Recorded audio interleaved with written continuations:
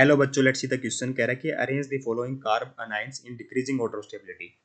तो देखिए बेटा, कार्बोनाइन क्या होते हैं। मेरे जैसे मेरे कार्बोनाइन लगा हुआ है यहाँ पे ना, ठीक है, यहाँ कोई ग्रुप लगा हुआ है। तो एक्चुअली में ये कार्बोनाइन है बेटा, इसके पास क्या अच्छी खासी इलेक्ट्रॉन डेंसिटी है। तो ये ग्रुप जितना ज़्यादा इलेक्ट्रॉन विड्रॉइंग ग्रुप होगा, मतलब इलेक्ट्रॉन डेंसिटी को अपनी तरफ खींचेगा, उतना ही कार्बोनाइन मेरा स्टेबल होगा।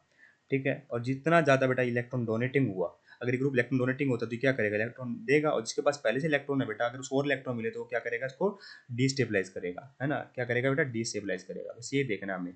ठीक है, अगर CH2 नेगेटिव है बेटा, देखिए बेंजीन तो सब में कॉमन है, फर्क क्या आ रहा है बेटा, इस ग्रुप का आ रहा है। यहाँ हाइड्रोजन है, जैसे यहाँ पे मिथाइल है, यहाँ NO2 है और यहाँ OCH3 है। तो हाइड्रोजन चलो ना बेटा, ना इलेक्ट्रॉन डोनेट करता है, ना एक्सेप्ट वो विड्रॉ करता है। ठीक है, पर CH3 क्या बेटा मेरा क्या लगाता है, प्लस आई इफेक्ट भी लगाता है, प्लस H इफेक्ट भी लगाता है, मतलब ये इलेक्ट्रॉन डोनेटिंग इफेक्ट ग्रुप है। तो ये क्या करेगा, डिस्टेबलाइज करेगा। अगर आप 1 और 2 में कंपेयर करोगे तो बेटा कम से कम हाइड्रोजन डिस्टेबलाइज तो नहीं कर रहा, चलो भले ही इलेक्ट्रॉन विड्रॉ ना कर रहा हो, इस कारण से बेटा मेरा 1 वाला ज़्यादा स्टेबल होगा सेकंड से। तो थर्ड को लागू बेटा, NO2 बेटा हाईली इलेक्ट्रॉन विड्रॉइंग ग्रुप है, माइनस M इफेक्ट भी लगता है, माइनस आई इफेक्ट भी लगता है।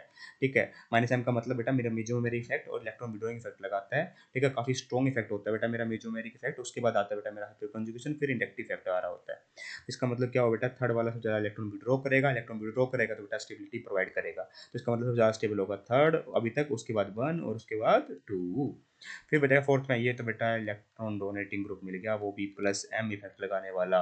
तो ये हाईली डिस्टेबलाइज कर देगा बेटा। तो अगर आप कंपेयर करोगे 2 और 4 को भी कंपेयर करो, वहाँ केवल प्लस आई लग रहा था या और प्लस H लग रहा था, और प्लस M बेटा मेजोमेरी इफेक्ट ज़्यादा डोमिनेटिंग होता है, इस कारण से बेटा ये ओवरकम कर जाएगा। तो सबसे कम स्टेबल बेटा फोर्थ वाला ही होगा। सो 1 से कंपेयर करोगे तो बेटा देखिए 1 वाले में कम से कम कोई इलेक्ट्रॉन, चलो मान लिया इलेक्ट्रॉन विड्रॉइंग नहीं है, इलेक्ट्रॉन डोनेटिंग तो नहीं था बेटा, यहाँ पे तो हाईली इलेक्ट्रॉन डोनेटिंग ग्रुप है फोर्थ वाले में। तो सबसे कम स्टेबल होगा बेटा फोर्थ, क्योंकि जिसके पास इलेक्ट्रॉन डेंसिटी पहले से उसको और इलेक्ट्रॉन मिलेंगे तो बेटा वो डिस्टेबलाइज ही होगा। ठीक है, तो सबसे ज्यादा स्टेबल होगा 3 1 2 4 है, ये ऑर्डर बन जाएगा 3 1 2 4 होगा। 3 1 2 4 ऑप्शन नंबर फोर्थ में करेक्ट लिखा हुआ है। I hope you got the answer. Thank you so much.